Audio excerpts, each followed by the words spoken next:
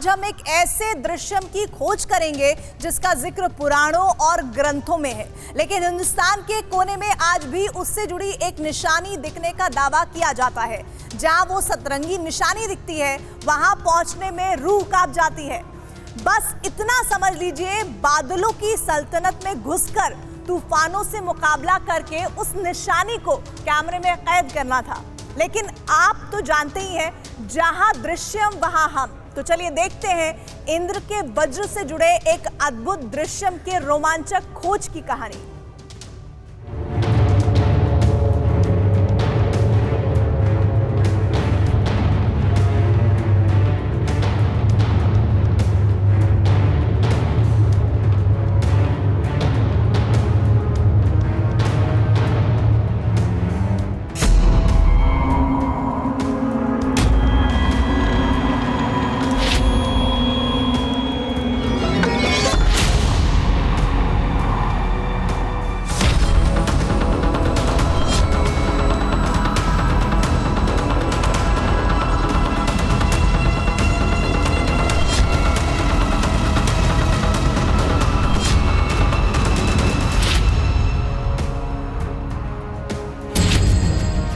दिल दहला देने वाली ऊंचाई पर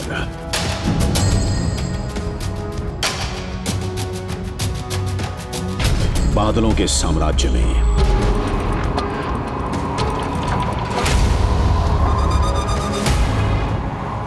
तूफानों से भिड़ते हुए दौड़ कर इस साइड हमें खोज कर लाना है एक ऐसा दृश्यम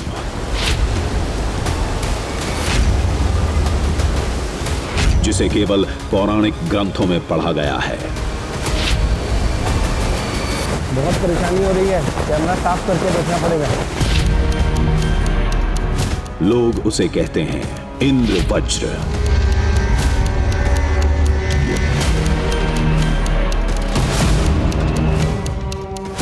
आज दृश्यम की शुरुआत इंद्रधनुष के इस दृश्यम के साथ हम कर रहे हैं। आपने इंद्रधनुष का ये दृश्यम तो किसी भी शहर में, गांव में या जंगल में या कहीं पे भी देखा जरूर होगा, लेकिन क्या आपने इंद्रवज्र के बारे में सुना है? नमस्कार, जय हिंद। मैं हूं अक्षय विनोद शुक्ला आपके साथ। इंद्रवज्र कैसा दिखता है, इंद्रवज्र क्या होता है, ये तमाम सवाल के जवाब हम आपको आज दृश्यम के जरिए देने वाले हैं, क्योंकि आज भारतवर्ष के लिए हम इंद्रवज्र का दृश्यम लेकर आएंगे। अब इसके लिए सह्याद्री पर्वत श्रृंखला में हम उस चोटी पर जाएंगे जिसे हरिश्चंद्र गढ़ के नाम से जाना जाता है।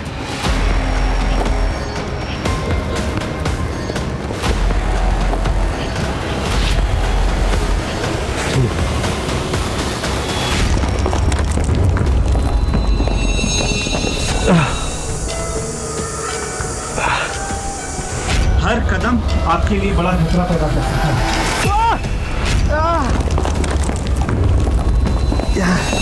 यहाँ फिसलन बहुत ज्यादा है। हजारों फीट ऊंचे इस रास्ते में जब हम पहुंचेंगे तो बताया जा रहा है कि तमाम परेशानियां हैं।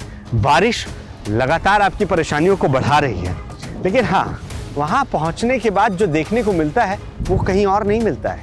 और यही वजह है कि आज ये दृश्यम दिखाने के लिए, इन तमाम परेशानियों का सामना करने के लिए हम पूरी तरीके से तैयार हैं।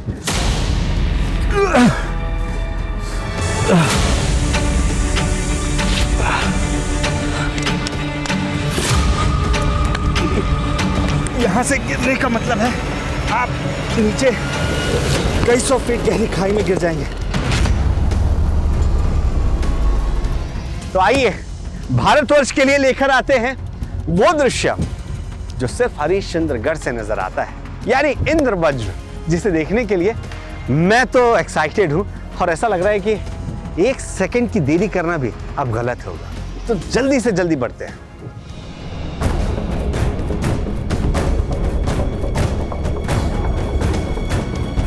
इंद्रवज्र क्या होता है, कैसा दिखता है, कुछ नहीं पता था। ये कहां दिखता है, इसका पता महाराष्ट्र के कुछ ट्रेकर्स से मिला।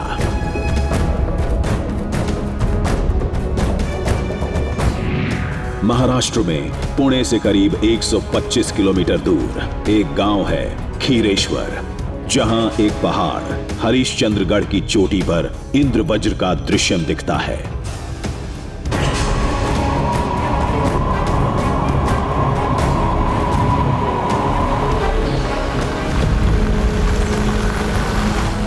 खीरेश्वर पहुंचे तो पहाड़ दूर से दिखने लगा था।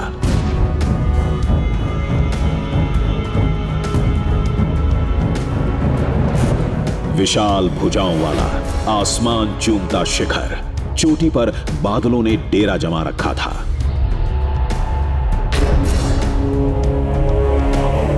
पहाड़ की गोद में बसा है एक छोटा सा गांव खीरेश्वर।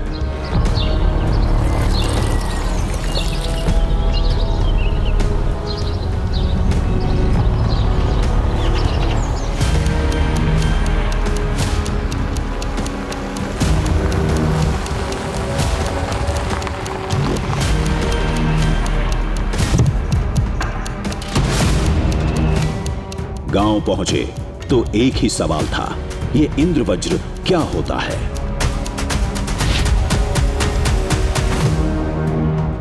आपने आज तक वो हाफ राउंड वाला इंद्रधनुष से देखा होगा आधा, लेकिन यहाँ से आपको पूरा इंद्रवज्र जैसा दिखने के लिए मिलेगा। वो नज़ारा बहुत ही अच्छा रहता है। अगर आप इतनी कठिनाइयाँ पार करके जा रहे हो तो आपको ये नज़ारा भी देखने को मिलेगा।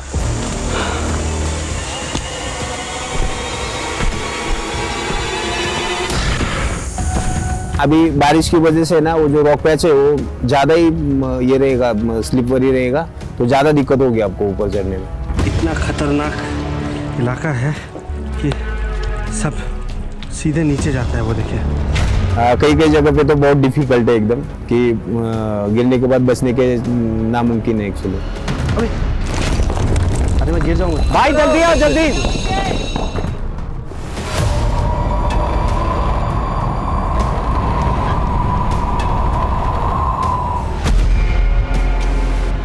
कोई ठोस जवाब नहीं मिला। जो पता चला उसके मुताबिक पहाड़ की चोटी पर बादलों के बीच कभी कभी एक रहस्यमयी आकृति उभरती है, बिल्कुल सतरंगी।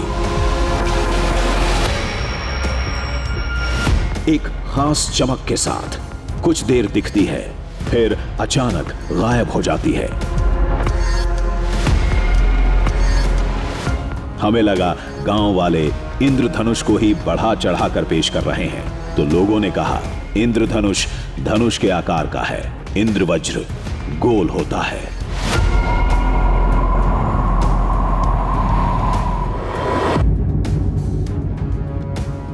तस्वीर साफ नहीं थी, लेकिन दावा दिलचस्प था। हमने शिखर पर जाने का फैसला किया। वजह थे इस पहाड़ से जुड़े पौराणिक और ऐतिहासिक तथ्य। बताया जाता है कि हरिश्चंद्रगढ़ पहाड़ 3 से 4 हजार साल पुराना है, जिसका जिक्र स्कंद पुराण, मत्स्य पुराण के साथ अग्नि पुराण में भी है। ऐतिहासिक तथ्य यह है कि पहाड़ की चोटी से पाषाण काल के साक्ष्य भी मिले थे।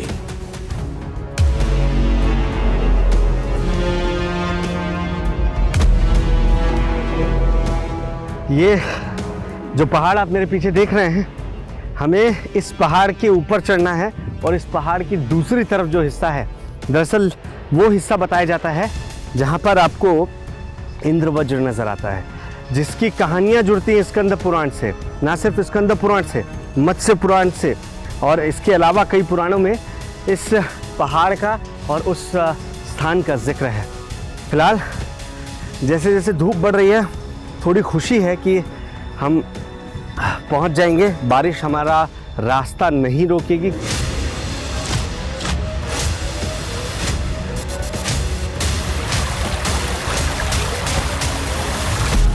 हम मंजिल की ओर बढ़ चले, नतीजे से बेपरवाह, मुश्किलों से अनजान, एक जुनून के साथ।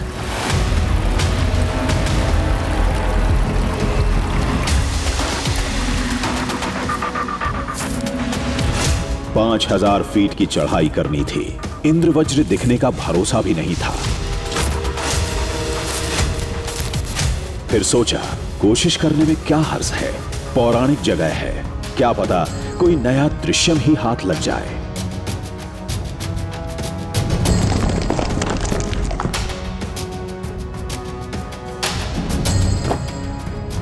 जो पहाड़ हम चढ़ने वाले हैं वो बेहद सीधा खड़ा पहाड़ है, उसकी तलहटी पर हैं हम।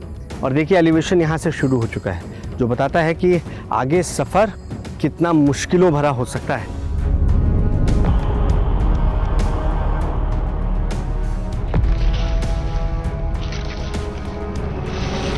पहाड़ के निचले हिस्से में जंगल है, इसके बाद खड़ी चट्टानों से सामना होगा।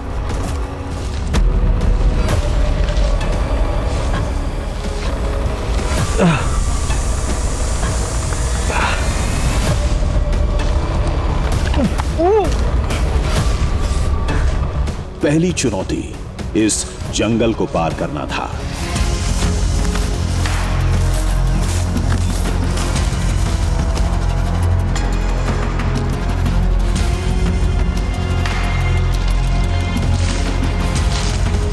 रास्ते में प्यास लगी, सामने नदी दिखी।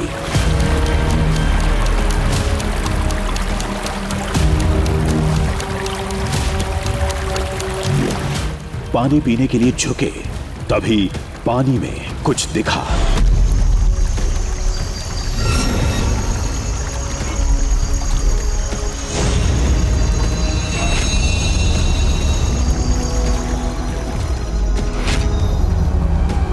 अगर सावधान नहीं रहते तो पूरा चेहरा लहूलुहान हो सकता था।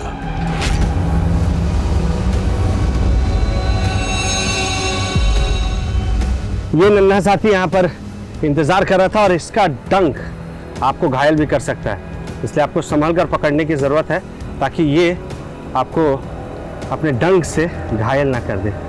फिलहाल मैं इसे किसी साफ जगह पे छोड़ देता हूँ ताकि ये भी यहाँ रह सके और मैं भी पानी पी सकूं।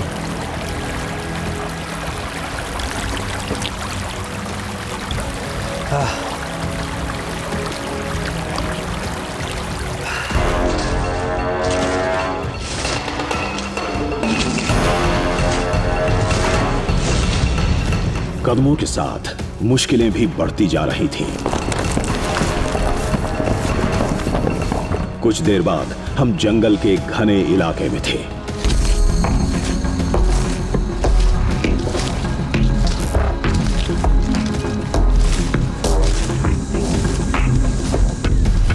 सूरज की रोशनी नदारद थी, रास्ता बेहद तंग और चढ़ाई बिल्कुल सीधी। ये पानी की वजह से आप देखिए कि कितनी फिसलन भरी ये सतह हो गई है और ये रास्ता भी पानी द्वारा मिट्टी काट कर बनाया गया है। सनलाइट यहाँ पर बिल्कुल नहीं पहुँच रही है और यही वजह है कि सोचिए अभी सुबह का वक्त हो रहा है, 10 बज रहे हैं, लेकिन यहाँ धूप का कोई नामो निशान नहीं है। फिर भी हमें जल्दी से जल्दी पहुँचना होगा।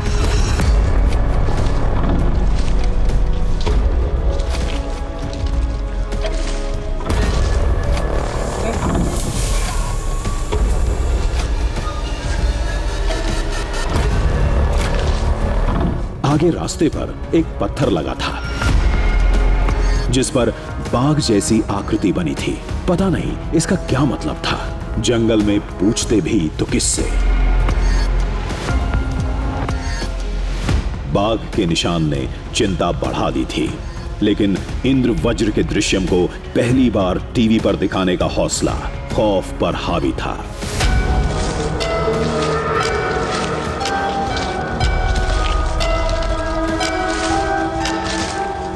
दिमाग में एक पहेली भी चल रही थी। गांव वाले उस गोल आकृति को इंद्र वज्र कहते हैं, जबकि वज्र से जुड़ी पौराणिक कहानी कुछ और कहती है। वज्र भगवान इंद्र का मुख्य अस्त्र था, जो महर्षि दधीचि की अस्थियों से बना था। वज्र देखने में कैसा था, इसका जिक्र कहीं नहीं मिलता। मान्यता यही है कि वज्र का आकार इंसान की पसलियों जैसा था। ये पहेली तो शिखर पर ही सुलझेगी। इसी उधेड़-बुन में आधा रास्ता तय हो गया। तो अब हम जिस जगह पर पहुंच चुके हैं, ये कहना गलत नहीं होगा कि लगभग आधी दूरी हमने पार कर ली। वो देखिए पीछे जो गांव आपको नजर आ रहा है, वो गांव वही गांव है जहां से हमने चढ़ाई की शुरुआत की थी। और अब यहाँ दरअसल आने के तकरीबन 8 रास्ते हैं। हम जिस रास्ते से आ रहे हैं इस पर एक भी मनुष्य यानी कोई भी मनुष्य हमको नज़र नहीं आया है। अब हमको इस पहाड़ के ऊपर चढ़ना है जिसमें तमाम छोटे छोटे झरने नज़र आ रहे हैं। और अभी तक गनीमत रही है कि बारिश हमारे इस काम में दखल नहीं दे रही है, अदरवाइज़ यहाँ पर बारिश कभी भी हो जाती है जिसकी वजह से ये जो चट्टानें हैं इनमें फिसलन बढ़ जाती है।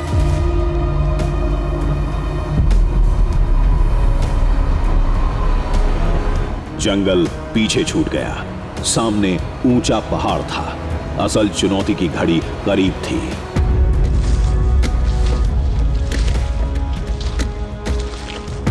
अब सीधी चढ़ाई से पाला पड़ने वाला था।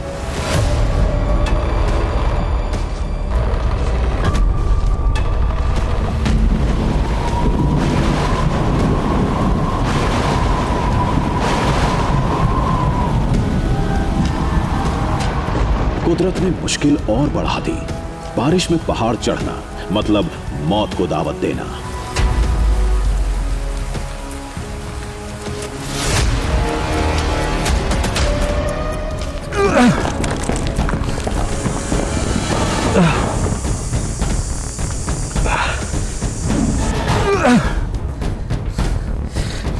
एक जिद थी चोटी पर पहुंचने की।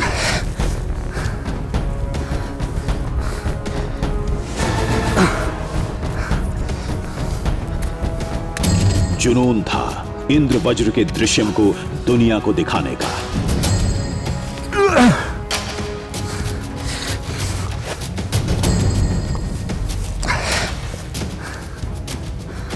इसके लिए हम हर मुसीबत से भिड़ने के लिए तैयार थे।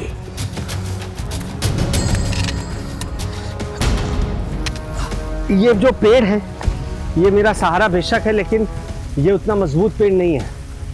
ऐसा लग रहा है ये गूलर का पेड़ है और इसकी टहनियाँ बेहद कमज़ोर होती हैं। लेकिन फिलहाल जब मुझे इस झरने के पार जाना है तो यही रास्ता होगा।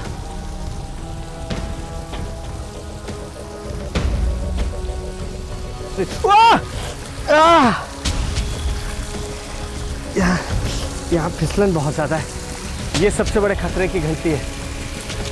पत्थरों पर काई जमी थी, ग्रिप बनाना मुश्किल था।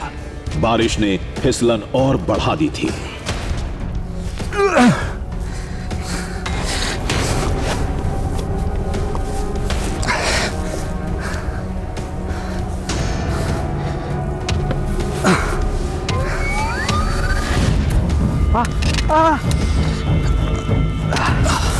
फिसलन बहुत ज्यादा है।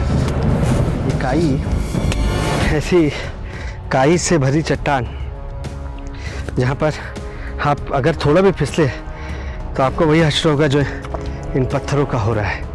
नीचे गहरी खाई और ऐसे में सावधानी सबसे ज़्यादा ज़रूरी है। इसलिए आप सबसे बेसिक जो टेक्निक है उसका सहारा ले सकते हैं कि इन पहाड़ों को आप बैठकर पार करिए, ताकि अगर आप फिसलें तो आपके पास बचने की कोई गुंजाइश हो। इस सफर पर हर कदम पर खतरनाक मोड़ थे और हर कदम आखिरी कदम लगता था। फिर भी हम बढ़ते रहे।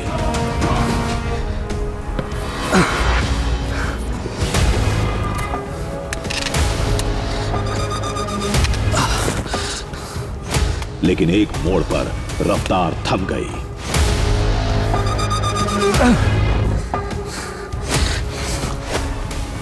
पैरों को यहाँ पर ग्रिप नहीं मिल रही है। ये इलाका दिखने को छोटा है, लेकिन मुझे डर इस बात का है कि अगर मैं फिसलता हूँ तो बचने की गुंजाइश यहाँ ज़ीरो है। इसलिए मैं ज़्यादा केयरफुली इसे पार करने की कोशिश कर रहा हूँ। मुझे कहीं भी ग्रिप बनाने की ज़रूरत है। मोड़ खतरनाक था। कुछ ट्रैकर्स ने सहारे के लिए रॉड लगा रखी थी। अंत में यही काम आया। इतनी मुश्किलों का अंदाजा नहीं था। मंजिल अभी दूर थी। तभी इंद्र वज्र की राह में इंद्रधनुष से सामना हुआ। रास्ते पर ऐसे चट्टानों के पास से जब आप गुजरते हैं तो ऊपर से पानी आपके ऊपर आ रहा है और इसमें एक इंद्रधनुष बहुत खूबसूरत आपको नजर आएगा। बहरहाल ऐसा लग रहा है कि इंद्रधनुष यहाँ पर आपको हर जगह पर नजर आ सकता है, लेकिन हाँ, इंद्रवज्र एक ही जगह पर नजर आएगा जो हमारी मंजिल है, जिसके लिए अभी बहुत लंबी दूरी तय करनी है। तो हम रुकेंगे नहीं, चलते रहेंगे ताकि जल्द से जल्द वो दृश्य पूरे भारतवर्ष को दिखा पाए।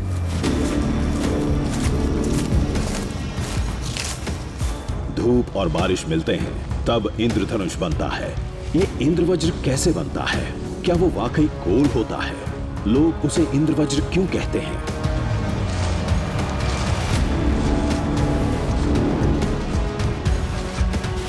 कई सवाल थे, जवाब तो चोटी पर ही मिलेंगे। फिलहाल चोटी पर पहुंचने के लिए अभी एड़ी चोटी का जोर लगाना था।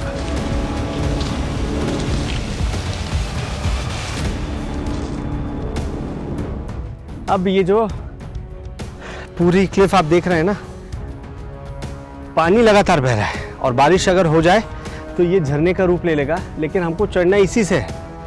इसके अलावा कोई और दूसरा रास्ता नहीं दिख रहा है। मेरी दाईं तरफ आप देखेंगे तो ये क्लिफ कुछ ज़्यादा ही स्ट्रेट है, जिस पे आपको ग्रिप बनाने की कोई जगह नहीं है। यहाँ पर कहीं पर भी आपका हाथ ऐसी जगह नहीं ढूंढ सकता जिस पे वो सहारा ले सके। सिर्फ इसी जगह से आपको जाना है। अब आप समझ सकते हैं कि पानी के बीच में ये रास्ता पार करना कितना मुश्किल होगा, खासतौर से तब जब चारों तरफ पत्थर ही पत्थर है, खड़ी चढ़ाई है और यहाँ चोट लगने का मतलब यह है कि आप यहाँ कब तक पड़े रहेंगे आपको भी नहीं मालूम।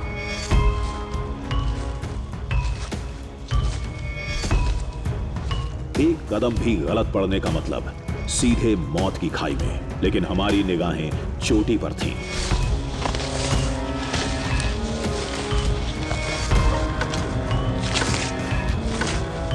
धीरे धीरे ही सही मंजिल के बेहद करीब पहुंच गए, लेकिन सफर के अंतिम मोड़ पर सबसे बड़ी मुसीबत गले पड़ी।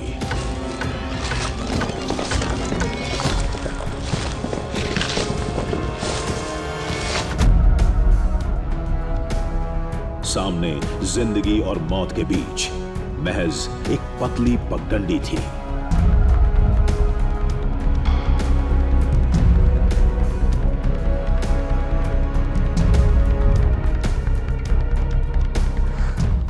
कभी कभी आप चाहे कितनी भी हिम्मत कर लीजिए, आपका भी हौसला डगमगा जाता है।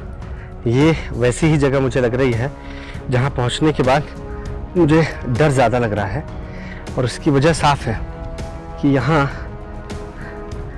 आपको ग्रिप बिल्कुल नहीं मिल रहा है और खाई है एक तरफ। उस खाई पे जब आप देखते हैं तो ऐसा लगता है वो खाई आपको अपनी ओर खींच रही है।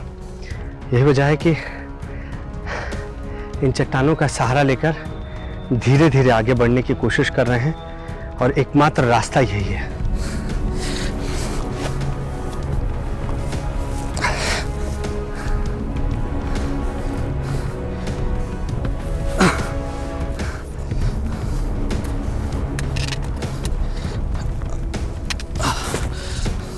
तभी कदम लड़खड़ाए।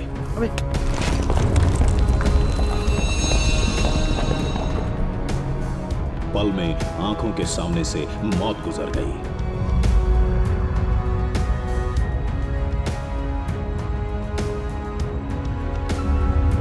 चलना तो है।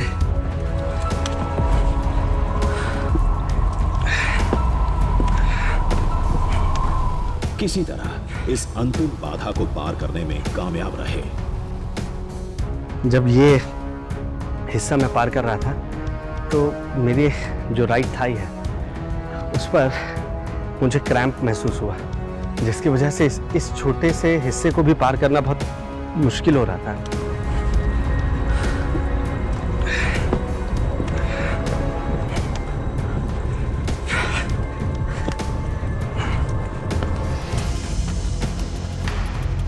बस अंतिम मोड़ पार करते ही हम पहाड़ की बुलंदियों पर थे।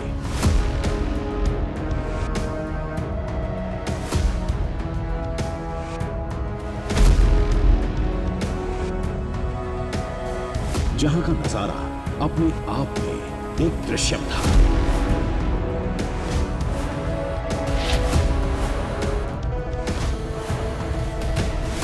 ऐसा लगा मानो हम जमीन और आसमान के बीच हवा में झूल रहे थे।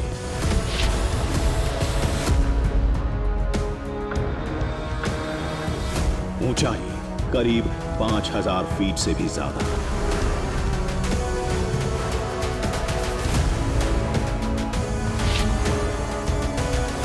सामने घाटी थी, बहुत गहरी। कहते हैं इसी घाटी में इंद्र वज्र की वो रहस्यमयी आकृति उभरती है। ये अर्धचंद्राकार है। चारों तरफ से आपको जब आप नजर डालते हैं तो सिर्फ ऊंची ऊंची चोटियां नजर आती हैं और गहरी खाई नजर आती है जो ठीक मेरे सामने है। लेकिन इसी खाई में आपको इंद्र वज्र नजर आता है। अब फिलहाल अभी आप नजर डालें तो यहाँ बादल बिल्कुल आपको नहीं दिख रहे हैं, नहीं तो ये आच्छादित रहता है बादलों से। आप बादलों के ऊपर होते हैं और उन्हीं बादलों में आपको इंद्र वज्र की परछाई, या यूं कह लीजिए कि पूरी तरीके से इंद्र वज्र साफ साफ नजर आता है। ओह, बिजली कड़क रही है।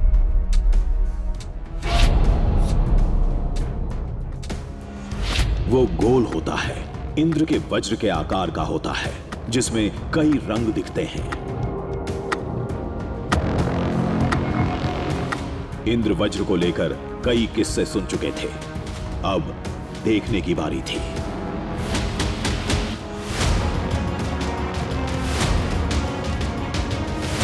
लेकिन उसके दिखने का एक समय तय नहीं है। पल में प्रकट होता है, पलक झपकते गायब हो जाता है। बादल और धूप के बगैर तो उसका दिखना और भी मुश्किल है।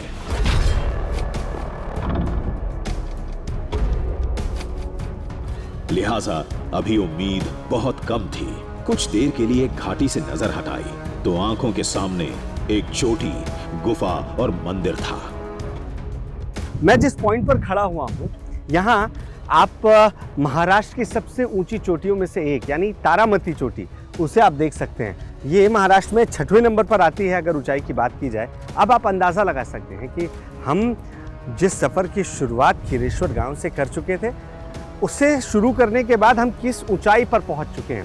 लेकिन यहाँ पहुंचने के बाद जब पूरे इलाके पर आप नज़र डालते हैं तो मुझे जो सबसे ज़्यादा आकर्षित कर रही है वो चीज़ है तारामती के नीचे बनी ये गुफा। यहाँ पर एक गुफा नज़र आ रही है जिसके बारे में कोई ज़्यादा जानकारी यहाँ पर उपलब्ध नहीं है। ना आपको इसके बारे में कहीं लिखित इतिहास मिलेगा, और ना सिर्फ ये गुफा बल्कि नीचे तमाम मंदिर नज़र आ रहे हैं, कुंड नज़र आ रहा है। मैं कोशिश करता हूँ कि ये दृश्य भी आपको दिखाऊँ। तो सबसे पहले गुफा की ओर चलते हैं।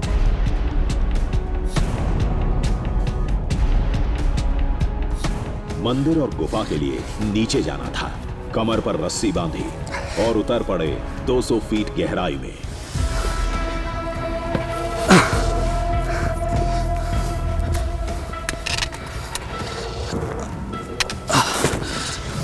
खतरा भी था और कुछ मुश्किलें भी थी, लेकिन नीचे जाने के लिए इससे अच्छा रास्ता नहीं था।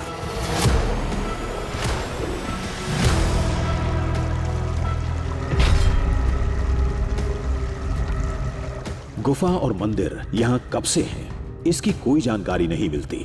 जब मुगलों ने 1747 में इस गढ़ पर कब्जा किया, तब लोगों को इसकी जानकारी मिली।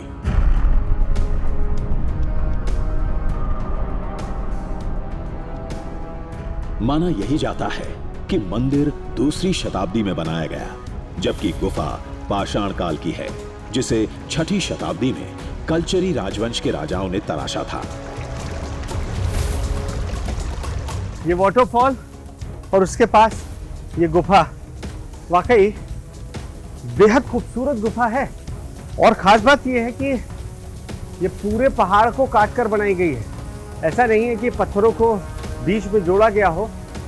यहाँ आपको रूम भी दिख रहे हैं और हर कक्ष के बाद आपको दाएं और बाएं साइड कुंड नजर आ रहे हैं। इसका उपयोग क्या था ये नहीं समझ में आ रहा है।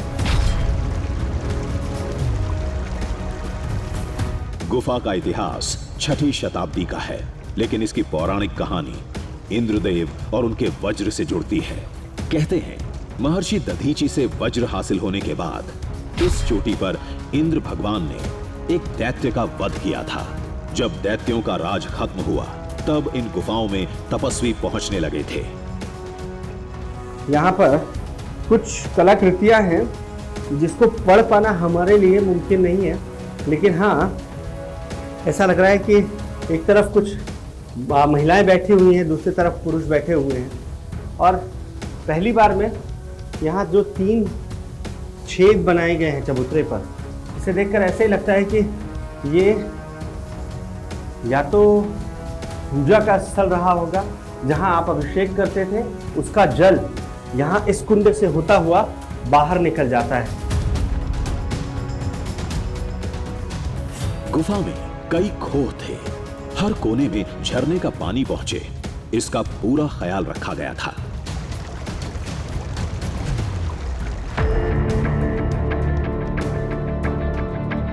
गुफा के ठीक सामने महादेव का मंदिर है जो देखने से ही पौराणिक लगता है।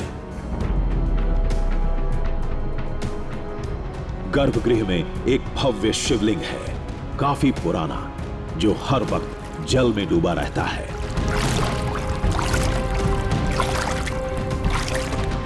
शिवलिंग 4 खंबे से घिरा था, जिसमें से 3 मिट चुके थे और चौथा अकेले पूरा बोझ लिए अभी भी खड़ा है।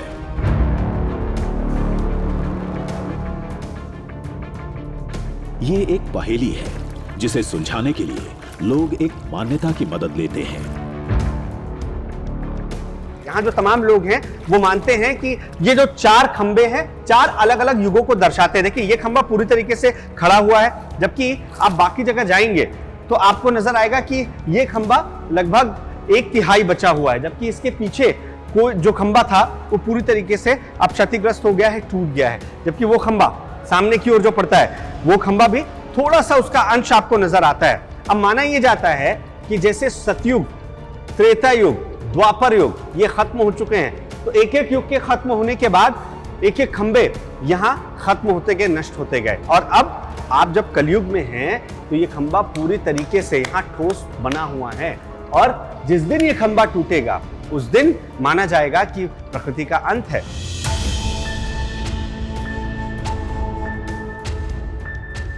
ये जगह जरूर किसी समय आस्था का बड़ा केंद्र रहा होगा। ये पूरी जगह दिलचस्प है और हर मान्यता, हर कहानी इस जगह को इंद्र के वज्र से जोड़ती है।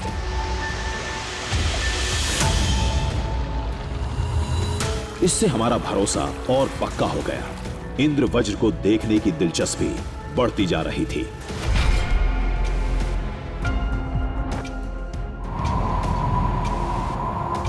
लेकिन दिन ढल चुका था, अब सुबह तक का इंतजार करना होगा।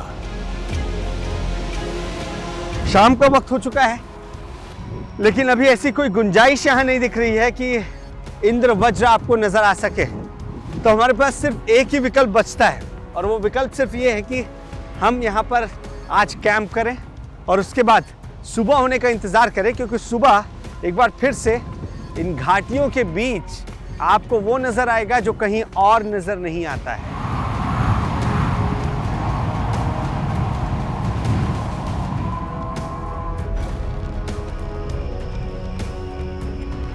सब कुछ अगले दिन के मौसम पर निर्भर करता है। आसमान में बादल छाए रहे, तूफान नहीं आया तो बात बन सकती है। सुबह इंद्रवज्र दिखने की उम्मीद ज्यादा रहती है। अब जो भी होगा कल देखा जाएगा।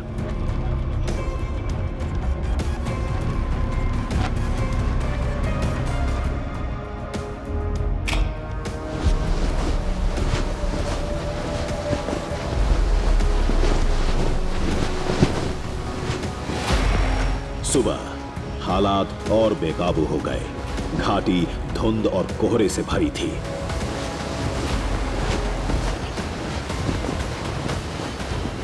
कुछ नहीं दिख रहा था और हवा तो मानो सब कुछ उड़ा ले जाने पर आमादा थी।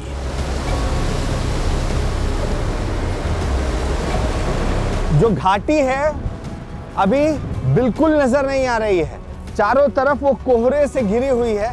ये अर्ध चंद्राकार बहुत बड़ी घाटी है, लेकिन ये कोहरे से ढकी हुई है। हम यहाँ पर पहुंचे हुए हैं सुबह 5 बजे से। अभी जो वक्त है वो देखिए सुबह 5:30 से ज़्यादा का हो चुका है, लेकिन अभी भी यहाँ कुछ और नज़र नहीं आ रहा है, सिर्फ धुंध नज़र आ रही है।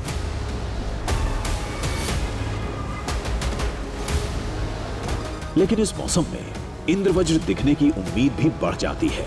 कोहरे की वजह से वातावरण में नमी थी। धुंध छटने के बाद अगर सूरज दिखा तो बात बन सकती है। हमें मालूम है कि जब बादल यहाँ पर होते हैं तो उम्मीदें कई गुना बढ़ जाती हैं इंद्रवज्र के दिखने की। तो अब इंद्रवज्र दिख सकता है कभी भी। एक और चीज, आप जब इन कुहासे या कोहरे के पास खड़े होते हैं, आप ये आम भाषा में कह सकते हैं कि बादल बहुत नीचे से होकर गुजर रहे हैं, तो इतनी तेज हवा के साथ घाटी में जब बादल गुजर रहे होते हैं तो ये अपने साथ पानी की बूंदें भी लेकर चल रहे हैं।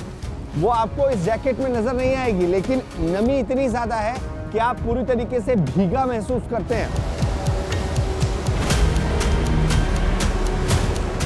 बादल और पानी दोनों मौजूद थे। हम मौसम साफ होने की दुआ कर रहे थे ताकि इंद्रवज्र का अद्भुत दृश्य दिख सके। कहते हैं पूरे भारतवर्ष में केवल इसी जगह पर इंद्रवज्र नजर आता है। हमारी निगाह पूरी घाटी पर थी। पता नहीं किस कोने में कब वो आकृति दिख जाए। हवा थोड़ी और तेज हुई। धीरे धीरे धुंध छटने लगी थी।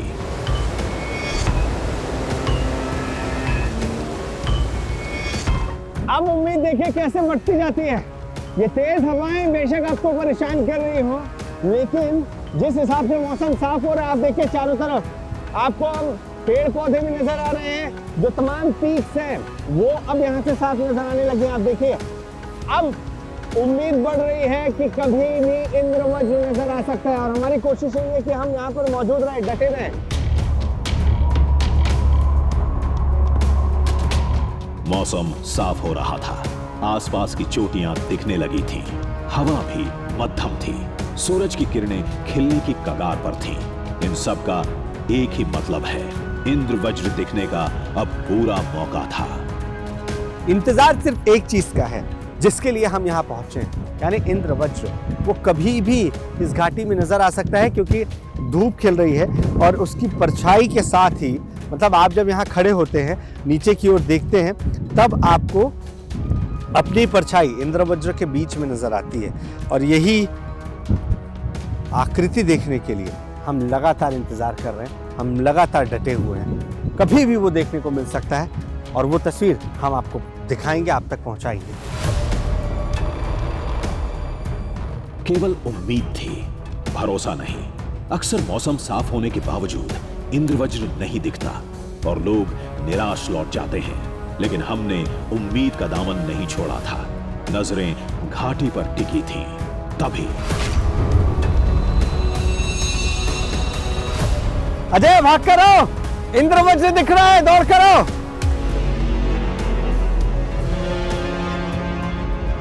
हम जहां खड़े थे उसके ठीक नीचे गहराई में एक आकृति दिखी, गोल, बिल्कुल इंद्रधनुष जैसी।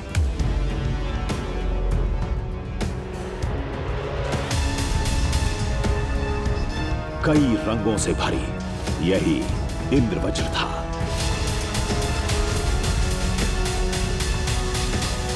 वो बहुत शानदार है। आपकी परछाई उसमें आपको नजर आती है, और आपके चारों ओर एक प्रकाश, वो भी 7 रंगों से घिरा हुआ, यानी इंद्रधनुष पूरा सर्कल में जब नजर आता है आपके चारों तरफ। यह बहुत खूबसूरत है, बहुत ही ज्यादा।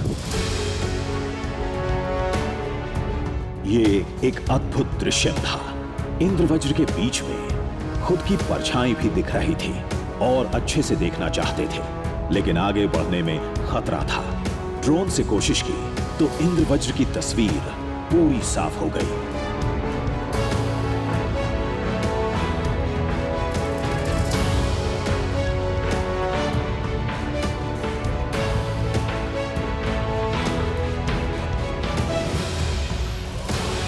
लोग इसी को इंद्रवज्र कहते हैं। इंद्र के वज्र के आकार से जोड़ते हैं। न जाने कितने किस्से हमने सुन रखे थे, अब वो इंद्र वज्र हमारे सामने था। इसका दिखना किसी आश्चर्य से कम नहीं माना जाता।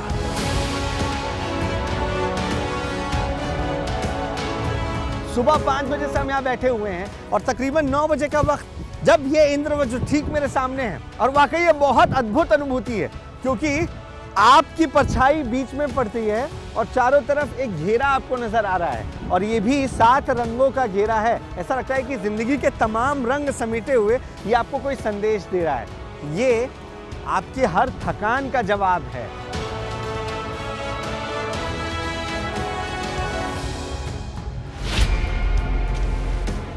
कुछ देर बाद इंद्र वज्र की वो आकृति गायब हो गई, लेकिन वो अद्भुत पल कैमरे में हर एंगल से कैद हो चुके थे।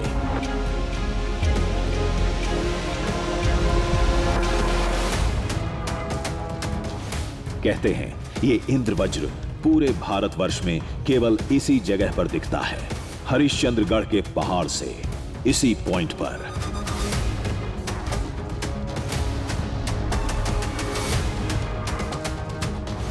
ये आकृति वाकई हैरत अंगेज थी, इंसानी सोच से परे। कुछ लोग इसे इंद्रधनुष का नाम देते हैं। देखने में दोनों सतरंगी होते हैं, लेकिन आकृति में बहुत फर्क होता है और ये अंतर साफ नजर आता है। अब सवाल ये खड़ा होता है, हमें जो दिखा वो क्या था? इंद्रवज्र जिसे लोग पुराणों से जोड़ते हैं, या कुछ और? अब इस कुछ और में ही इस तस्वीर का दूसरा पहलू छिपा था।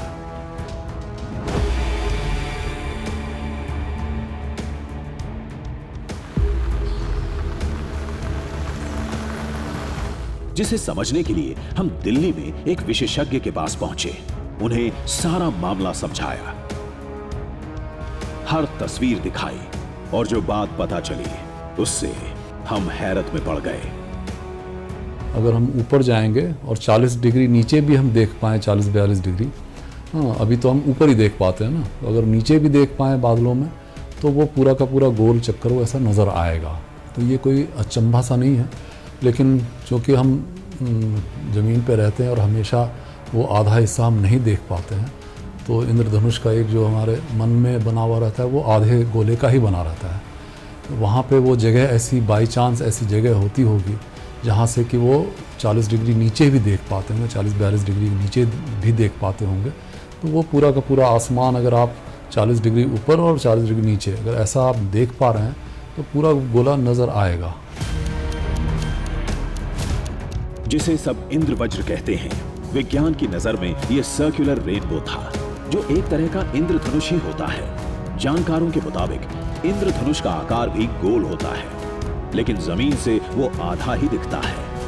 धनुष के आकार का ऊंचाई से देखने पर इंद्रधनुष भी गोल नजर आता है। इंद्रधनुष के तो 2 इंद्रधनुष बनते हैं, वैसे एक प्राइमरी इंद्रधनुष कहते हैं, एक सेकेंडरी इंद्रधनुष बनता है जो उसके ठीक ऊपर होता है। ये जो प्राइमरी इंद्रधनुष होता है वो 40 से 42 डिग्री के बीच में होता है। जो उससे ऊपर वाला होता है वो 50 से 53 डिग्री, 3 डिग्री का 50 से 53 डिग्री के बीच में होता है। तो वो भी दिख सकता है, नीचे भी उसका भी पूरा गोला दिखेगा। अगर हम वैसी जगह चले जाएं जहाँ से नीचे भी आपको 50 से 53 डिग्री नज़र आता हो। दावा था कि इंद्रवज्र केवल उस पहाड़ की चोटी पर दिखता है, लेकिन कई बार उड़ते हवाई जहाज की खिड़की से भी बादलों में इंद्रवज्र जैसी आकृति दिखती है। लेकिन इन सबसे पहला पक्ष कमजोर नहीं होता।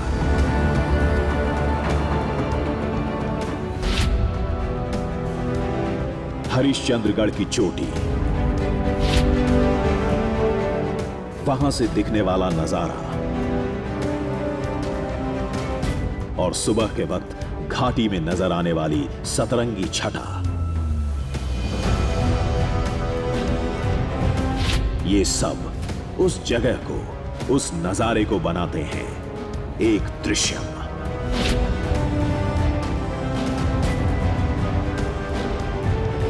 इस विशाल पहाड़ को कदमों से नापने के बाद हम रवाना हो गए अगली मंजिल की ओर, इस वादे के साथ चुनौतियां ज्यादा हों या कम, लेकिन खोज कर लाएंगे हम एक नया दृश्य।